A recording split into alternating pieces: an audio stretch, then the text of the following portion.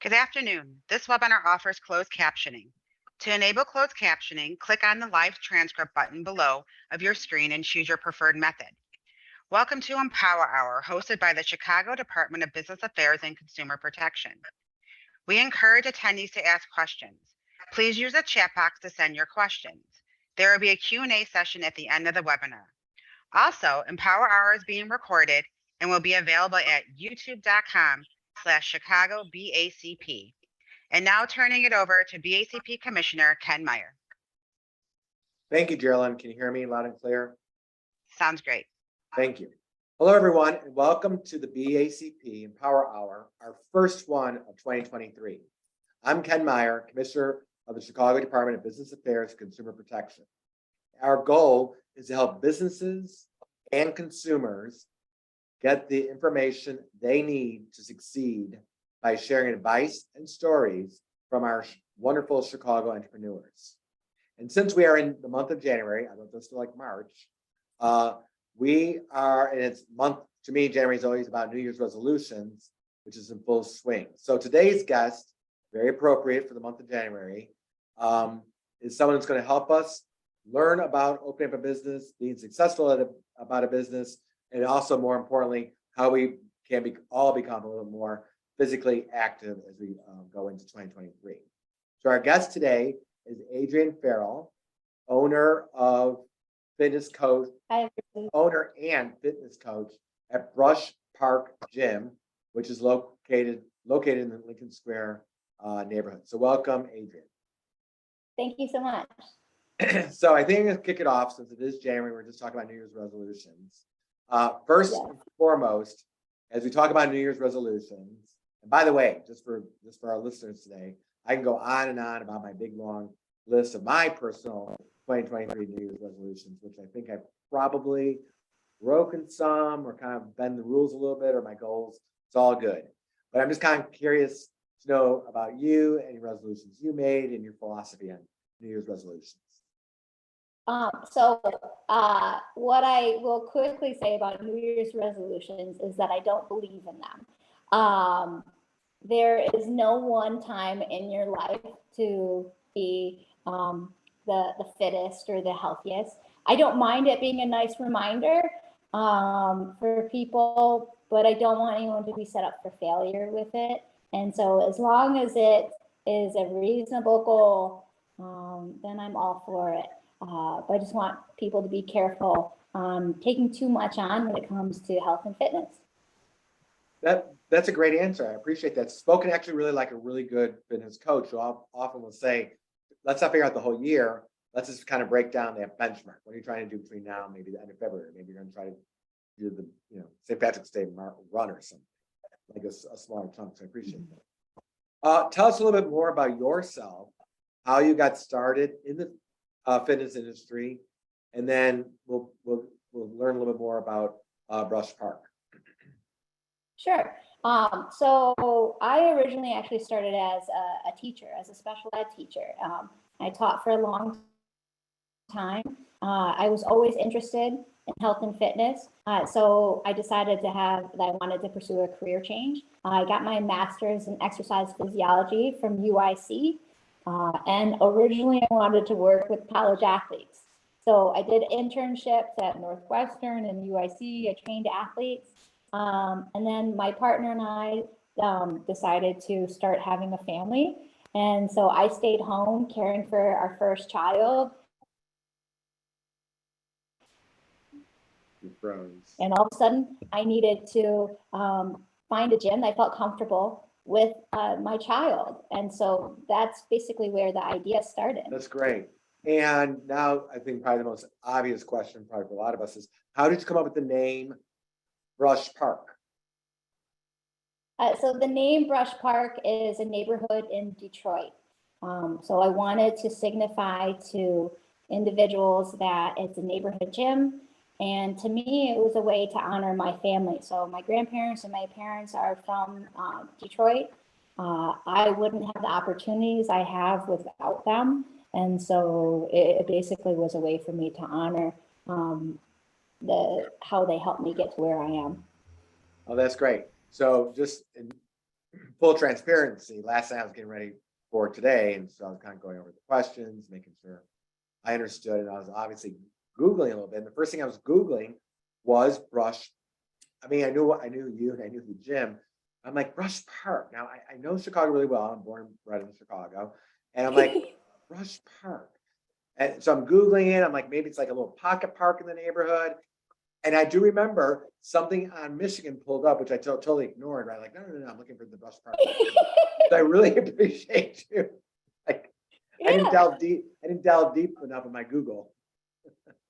Yeah, it's actually a cool neighborhood, and in its heyday in Detroit, it had beautiful Victorian mansions, and Yeah. so if you still go back there, some of them are still remaining, and it's great to check out. So it's a little bit of a family connection for me. That's great. So in the city of Chicago, there are so many options for a customer to choose when it comes to a fitness center. But Brush Gym is not your typical gym. How do you set yourself apart, both in your business, the industry, even your marketing and advertising? Kind of explain a little bit of that to our listeners and to our viewers who may be wanting to open up something within a similar industry, and how did you kind of like they can learn some lessons from that? Yeah. So to start with that, my very first kind of task was to solve a problem, and that was building a place that families could be active under one roof. And so that's what I led with, that I wanted to be able to first and foremost be authentic in the way I did that. So I didn't want it to be, I want to say cheap, and I want to use that in a kind way. I wanted to build a beautiful space because I feel like parents deserve a beautiful space to work out in. I wanted people to feel at home in it. And I also wanted it to be really convenient for families. Through my research, I found that a lot of businesses do two things really well. Either they meet the needs of the child really well and the parents are on their phones, or it meets the needs of the parent really well and the business doesn't offer childcare at all. And for me, my passion is to help people be healthy in a sustainable way. So that means having them trust the business that I'm opening, and they trust it by having childcare that's done really well. And when I say it's done really well, that means that I put my trust in the people that I hire. And so we lead with being really authentic, making sure that we're creating a space that's welcoming and inclusive, and parents learn that they can trust who they're working with. So when it comes to setting myself apart from other gyms, I want to make sure that the way we treat people when it comes to our exercises that we're writing, we write exercises that are thinking about how to take care of someone for the long term. There's a lot of gyms that think about a client and how can I make them work out really hard for 60 minutes. That's great, but you can't get healthy in 60 minutes, right? It needs to be something sustainable that fits into your work schedule. It meets your needs, meaning it's appropriate for how you move. And so we program thinking about how can we help you be healthy and fit for the rest of your life, right? That's what we're thinking. And when it comes to kids, we want this family atmosphere. And so we need to do a really good job with our employees and have our employees connect with the kids, be authentic with them, show them that they care. So overall, the business has evolved, and we're not just focused on health and fitness. We're focused on how can we take care of people, right? Like health, and if I just have you work out, that's great. But you have all this other stuff that you're juggling too when it comes to taking care of other family members, the stresses when it comes to your job. And so really, I think our goal here is taking care of our community. So that's kind of our bigger picture that I tend to lead with. That's great. And for the children that are coming in, are they going to like sort of like a traditional, I suppose it also depends on their age, like a traditional like daycare setting, or is it a place where they're going in, they're also kind of learning a little bit about fitness themselves? I'm not suggesting, all right, you 6-year-olds, you guys have to do a 2-minute plank, but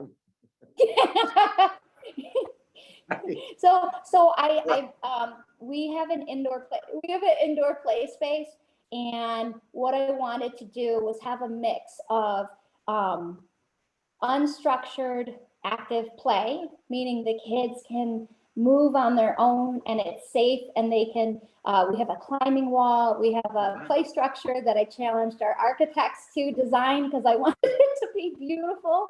And so it's a mix between the kids being physically active, but also being able to have some downtime and just hang out in the space and do crafts with our coaches.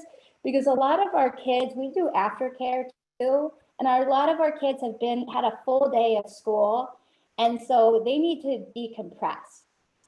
So we do multiple things. Our little ones, when our parents come during the day at like 9 a.m. and 10:30, those are our little toddlers, and so we play with them.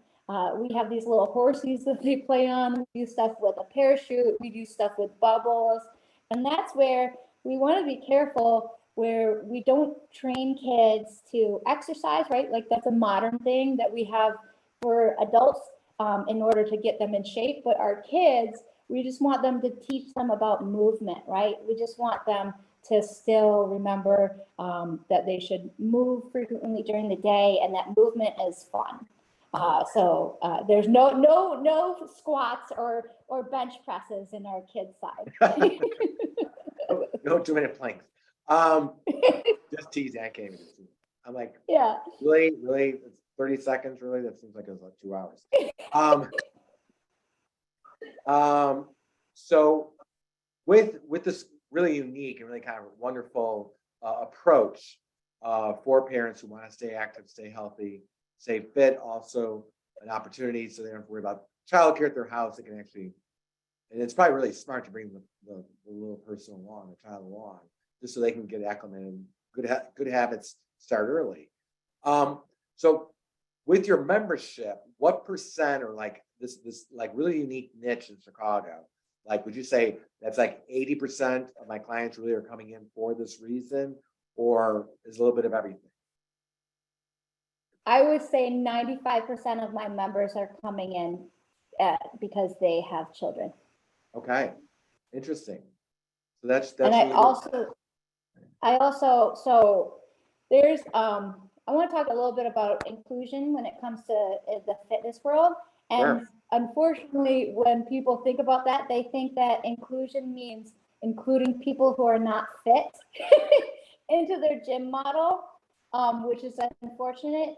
We have really made sure that our messaging is really appropriate for people, so people know that they don't have to be in a certain fitness level to walk into the door.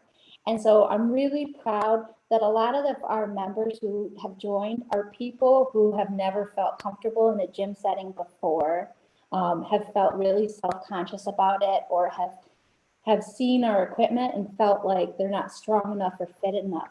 And so as like a fitness-minded person, my goal is to work with people who need it the most, and to signify people with our messaging that this is a very welcoming space, that they don't need to feel like there's judgment on them. All of them are parents, right? So, yeah. So I know that they're gonna, sorry, my screen keeps going to sleep. They don't need to feel like they have to meet a certain fitness level, right? We're just trying to have it be this space that they know being there is good enough, and where they're at is what we're going to work with. So that was a little bit what I wanted to include. I appreciate that. So in addition to working out, traditional working out in the gym, or taking a class, a fitness class, what are some of the other unique programs that your gym offers to members, in addition, obviously, to the childcare stuff we were just talking about, which again helps kind of put the customer, the member into their kind of a good space, right? Because it's just about, I work out with a trainer just because I'm old and I want to break my back. And so my trainer always says, well, how are you feeling? I'm like, you know what? I feel like I'm standing taller. I feel like I'm lighter. I feel a lot more flexible. And I'm walking out of the gym in a much better mood than I walked in. My philosophy, if anyone wants to know Commissioner Meyer's philosophy, is I think the hardest part of any gym workout is getting in the gym. Once I'm in the gym, I'm good to go. Yeah. Yes, and I think that like having a people outlook and how fitness fits in their life is a great place to start, right? Like a lot of people feel really guilty or bad about how little they work out or miss workout. I want people to be able to set that down, right? This is just about helping you take care of yourself, and that means it's not in the you do something else to kind of take care of yourself, then I'm all for it. If that means going for a long walk or meeting your friends, do that. So, I'm well aware that just exercising isn't the only way to take care of yourself. So I do bring in other service providers when it comes to I use chiropractor that I use, and even had a meditation person. I want people to be able to know that there's other services for them to access to take care of themselves. On the kid side, because of a parent offering summer camp, aftercare, and schools out day camps. So that's something that wasn't going to need on our clients' end, where they really needed more childcare help. And we needed to make sure that we could do it really well before we took that on. So we've grown into comes to the kids' space. Okay, Adrienne, we lost you in the very beginning of your answer. So you were very loud. Oh no! Yeah, I didn't want to. Yeah, so just start at the very kind of beginning of the question, which was tell us a little about some of the other services you're providing. So I kind of got you when you got into meditation and then into the childcare, but we were breaking up a little bit. Okay, so I will say that in order to offer a well-rounded approach, we've brought in other service providers like an acupuncturist, somebody that does guided meditation. So we have come to our gym to do talks and also for members to meet them, and it's all very connected when it comes to taking care of your body and making sure you have other service providers help you. Okay, perfect. Thank you. So I've always experienced, but I could just be myth, that January is usually the busiest month for any kind of like fitness, gym, etc. Probably because of what we talked about at the top of the hour, which was the New Year's resolutions. I guess is that true? And if so, what is the second busiest month? And did it start turning the conversation into more like kind of business planning and what have you? How does that affect your overall business planning in terms of 12 months of bills, and how do you kind of work on that fluctuating? Yeah. Probably in Chicago. Yeah. I know my gym in Chicago is I'm pretty close to lakefront. There definitely is a drop off. I don't know if people are paying dues or they suspend the dues because now they're going to be on the lakefront trail running, riding their bike, beach volleyball, etc. Yeah, so I would say for 1 year, and a part of that is affected by COVID. Yeah. So the first thing I would say is that, yeah, our busiest month. But the second thing that I'll say is that it's very difficult for us to tell, because just like people were wondering if it was safe to be there, and as soon as there was, our numbers for COVID, people felt more comfortable coming to the gym. So I would say that this coming year, it will be a little bit more, because we're in a little bit of a safer area when it comes to how people feel working out with other people and in the gym setting. And yeah, I would say that when the weather gets colder, people want to work indoors. And I do think the other thing that has affected not knowing that they have to travel downtown to go to work. So we have a lot of people who neighborhood gym in Lincoln Square. So most of our clients work remotely and they come see us, but we have had people who has requested them to start coming downtown, more difficult for them to fit in the gym time in the neighborhood. Okay, very, very interesting.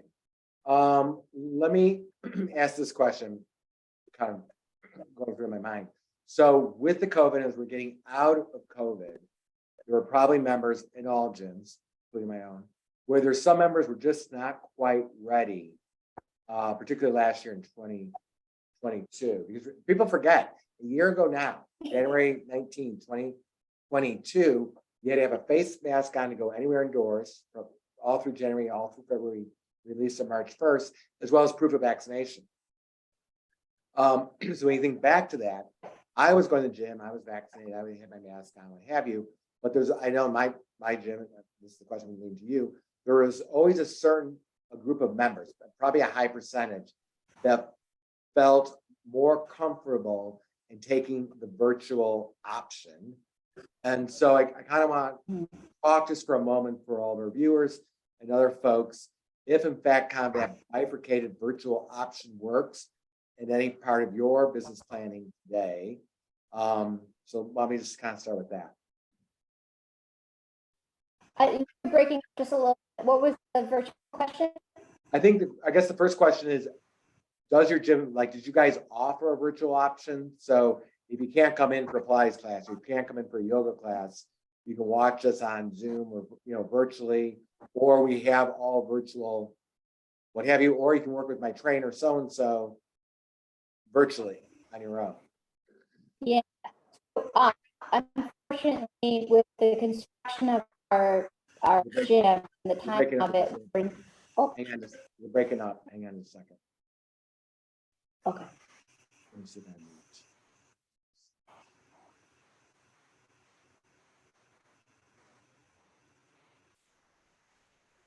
Try it again. Can you hear me now? Yes. Okay. So what I would say is we weren't set up when we were opening to go virtual. You're muted. Thank you. So we're just having a little bit of a technical difficulty on your end. So yeah. You did offer a virtual session, or you did not? Well, we did not. We were not set up from the get-go to be able to offer that. That was not my strength when it came to it. So we decided to go as conservative as we could when it came to proof of vaccination and requiring members to wear masks. Okay, perfect. Okay, good answer.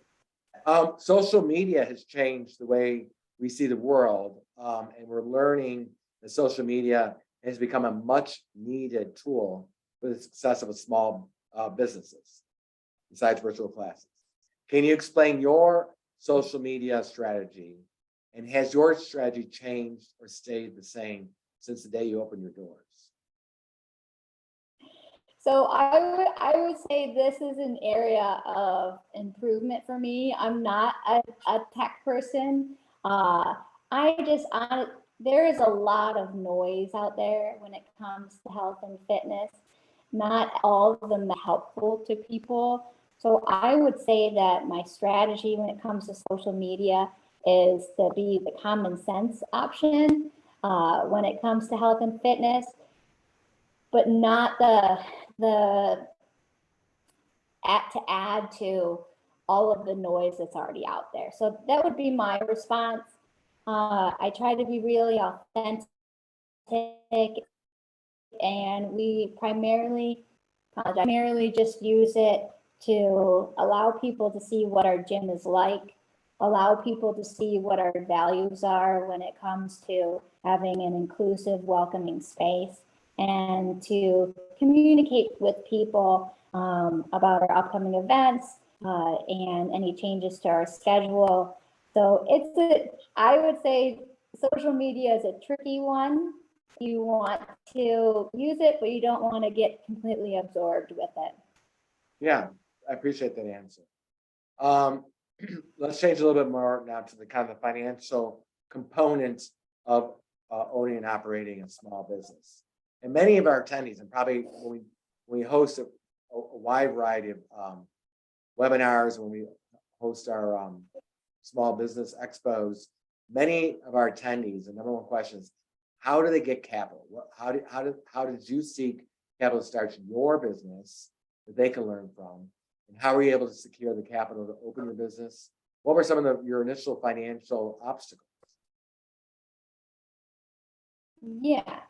So I will say so it took me 7 years to work on my business plan to get to where we're at. So I don't want people to take the road to get to where we are. We needed to be incredibly well thought out and do a lot of preparing. We also took a lot of risk on. So there was a lot of self-funding of our project.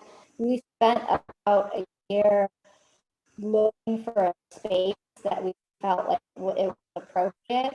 And we decided to purchase a building that our gym building that we have apartment rentals in. So there was a lot of risk when it comes to first, and we ended up getting a loan from a business, having to use our own assets as collateral. Okay, I lost you a little bit at the end. So, oh no! Just a little bit towards the end. It took you 7 years to start to where you were today. Yeah, so real quickly, I was saying that it took 7 years to work on the business plan. We put a lot of work into it, but our project was self-funded, and then we got a loan to build it out, and we had to use our assets as collateral for the bank loan. Okay, perfect. Do you have any advice, or can you offer any suggestions for someone who is having issues with getting that loan from a bank or from a financial institution to open their business?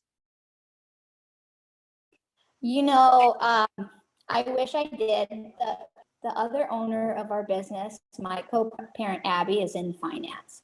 And so it was helpful to have someone in the industry. And as a new business, it did feel like we were at a disadvantage when it comes to getting a loan, because we are not a tested company. And so that's it. But I would recommend people, if they're able to financially do it, to try to go for it. And for us, it works out really well to own our building, so we don't have to deal with a lease that might be, I don't know, take all of our money essentially, and then it doesn't work out. We've invested in the space, the gym floor, you can't reuse that. Once you install it, it would have taken all of our savings, and we wouldn't have this value where now we've invested in a building in Chicago, and it's ours. So if you have that opportunity, definitely recommend it. There were lots of instances where before a construction built something, we had to figure it out. So there's a lot of tense moments, but we've gone through our first year. I'm really proud of that. When you're not running a business, what do you do to relax? I saw that one and I thought, oh no, this one, I'm just always running my business. That is, so I will be honest with people that is very difficult, that when you open your business, if someone's sick or if there's a problem, you're always the one to be there and to do it. So that's really hard to do. But I would say spending time with my children and friends is the thing that helps me kind of stay sane. That's a very honest and real answer. As this webinar is entitled Empower Hour, please share a piece of advice that can empower our attendees.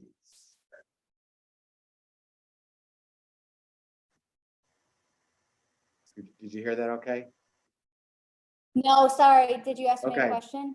Let me try it again. As this webinar is entitled Empower Hour, please share a piece of advice that can empower our attendees. Oh my goodness. That's such a big ending question. How much time do I have for that? I would say that idea that you should go for it. That's okay. That's my thing. And don't let anybody tell you that you can't do it just because you haven't done it before. We don't know how to go for it and believe in yourself. Okay. And most importantly, hopefully you can come out loud and clear. Tell attendees how they can find you on the internet, where you're located. How does someone listening to this Empower Hour today, like, oh my gosh, I want to sign up for that gym. They drop off my gym. And sometimes it's people misconstrue the name. It's you can find that like brushing your hair. Oh no! Try it again. That's okay. Try it again. You can find us at that's our website. That's the same handle. You can access us for Instagram, and then we're all about online. Okay, Instagram. Website. Do you have a Facebook page? Website again. Hey, Adrienne, do you maybe you want to put that in the chat? Yeah. Oh, okay. That way we make sure we get the right information. Here we go.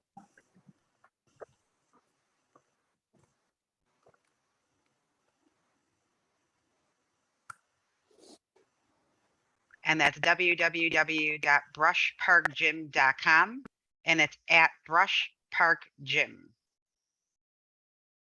Perfect.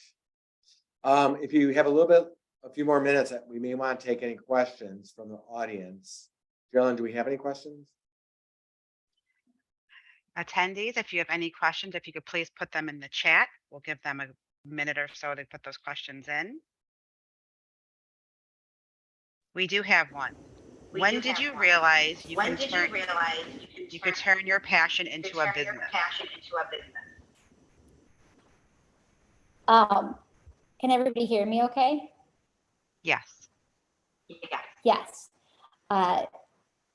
When I talk to other parents about going to other local gyms and how their needs weren't being met, and I shared with my friends about my idea, and they basically were supportive and gave me the confidence to go for it. Okay, great. Next question. Do you think of expansion? Sorry that I'm laughing at that question.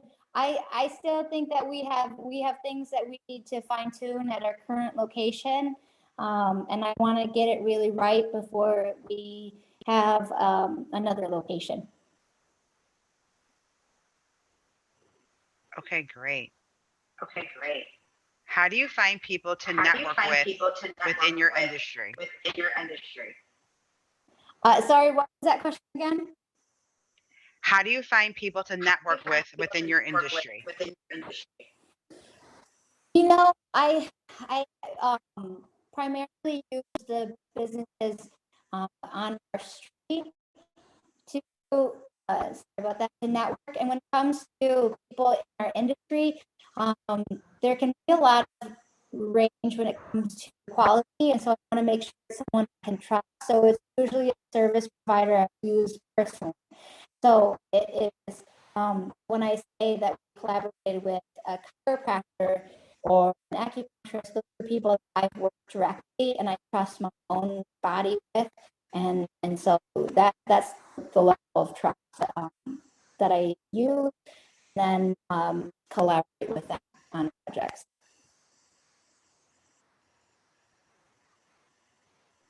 Great, thank you. There was a nice comment. Just wanted to say we are so happy to have Adrienne and her family in Brush Park Gym in our community. So that's just a nice comment for you to hear. We're going to give everyone one more minute. If there's any other questions.